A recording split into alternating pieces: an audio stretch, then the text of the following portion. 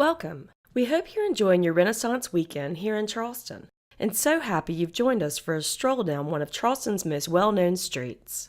If you're ready to stretch your legs, follow along as we tell you a little bit about the buildings you'll see and meet the characters who lived and worked here. Begin your walk from Charleston Place by exiting the King Street door. King Street emerged as the center for commercial and public life in the 18th century.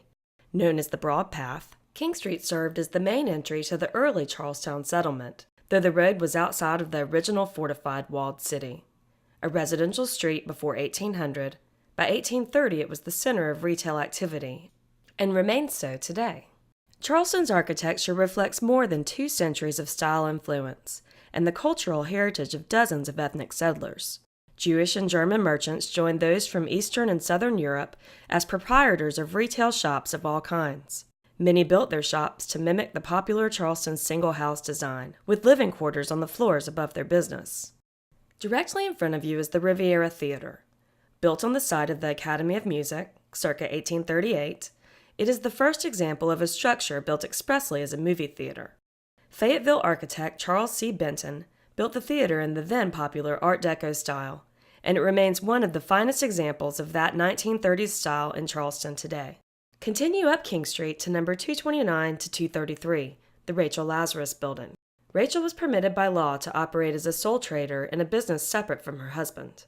After the fire of 1838, she was awarded a loan to rebuild and used the funds to construct these 3 buildings. Though altered throughout the years, the building retains its original fenestration with stone lintels and sills, and between the buildings are hyphen infills with cast iron panels, decorated in Greek Revival motif. Known as a woman of great strength and talent, Rachel also found time to bear 17 children.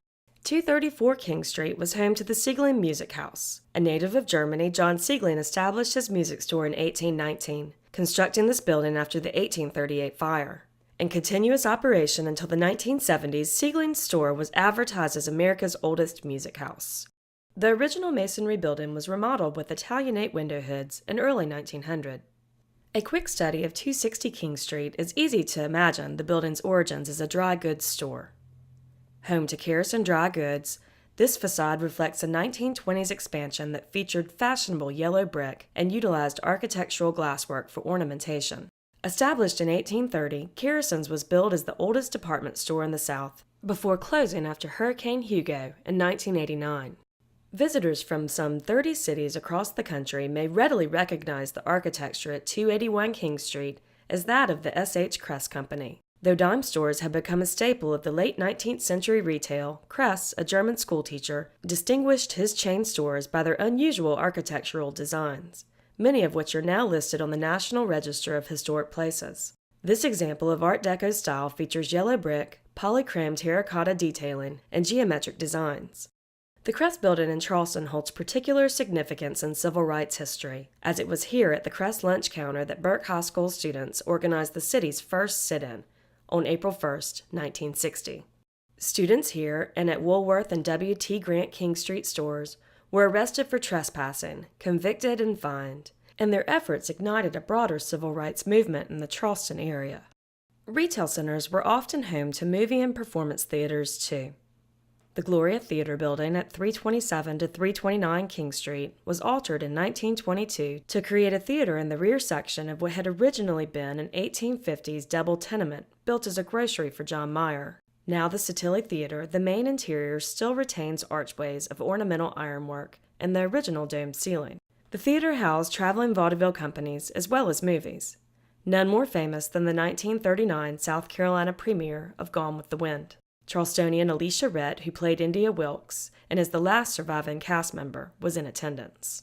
Saddlemaker John Anthony built one of the finest commercial buildings on King Street in 1812.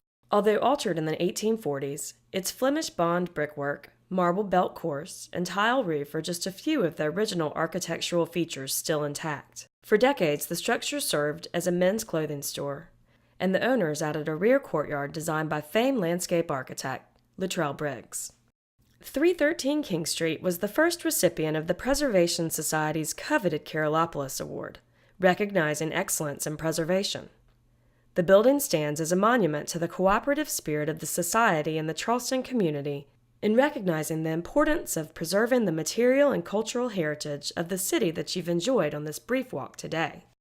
To learn more about the city's architecture and heritage, please join us in 2014 for a wide variety of virtual programming designed to educate and inform our members of the many great stories, characters, and buildings that make Charleston such an important and memorable city. From all of us at the Preservation Society of Charleston, we hope you enjoy your visit.